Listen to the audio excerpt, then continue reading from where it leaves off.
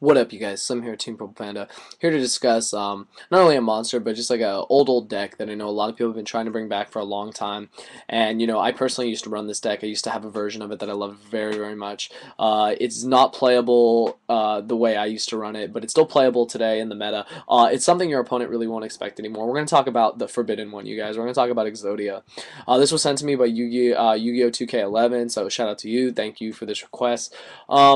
Basically, everyone knows you draw the 5 pieces of Exodia, the 2 arms, the 2 legs, the head, you automatically win. Reveal them to your opponent, you win. You instantly win the minute you draw the 5th piece. It was really cool. I remember starting out in Yu-Gi-Oh! Back in 2002 when I was just a little kid in 5th grade. I'm just wanting Exodia and working my ass off literally as a little kid to get all 5 Exodia pieces, and I did. And I remember back in the day when you didn't have to shuffle your deck, I just stack them on top of each other like Yu-Gi and just draw into them like every turn. It was really funny. Then I'd shuffle my deck and it'd be a lot harder. So a lot of people, found their ways to run the deck over the years. And, I found a really solid version. I believe it was by a player named Chris Moosman back in the day.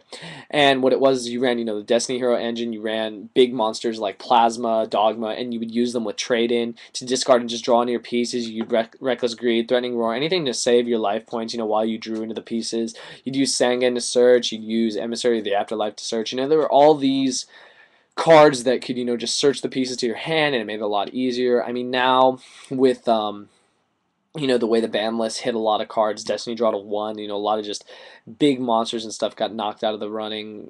Destiny Hero Desk Commander was a really big play because, you reborned it and you, basically you de-draw it, reborn it, and you just +4. Like, it's fucking ridiculous. And, used to be you could use Painful Choice and Backup Soldier to, make Exodia really quick. There was also if people don't remember, the Butterfly Elma, Gearfried the Iron Knight, OTK with Exodia. Basically, you play Royal Magical Library, you play Gearfried the Iron Knight, you activate Butterfly Dagger Elma on Gearfried. Gearfried cannot be equipped with equip cards.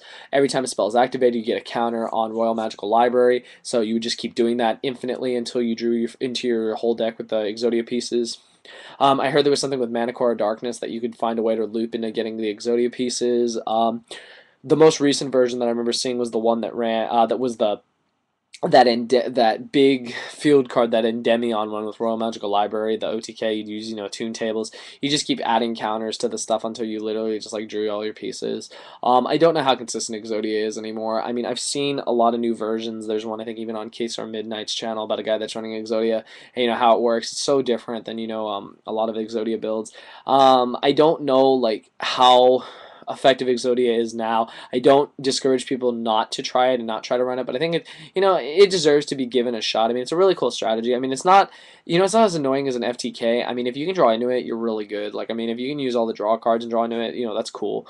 Other than that, though, Exodia is just an everyday deck that some people run for fun. I'd run it for fun. Right now, I'd never run it at a competitive event. You would get smacked on, literally.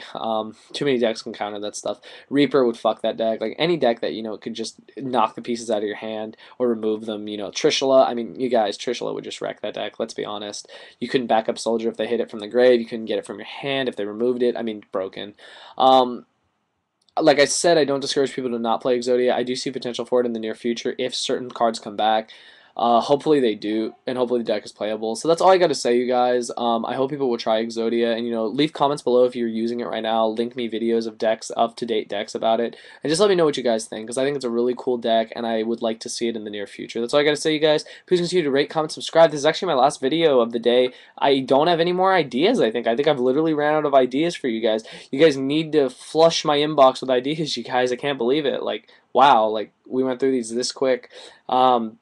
Like I told you, I keep up to date with everything. So, keep sending me ideas, you guys, and I will do them as fast as I can. I got the rest of the day, so, shoot me some emails, shoot me some ideas, and I'll be making the videos for you guys. But until then, please continue to comment, rate, subscribe, thumbs up everything, and thank you for watching.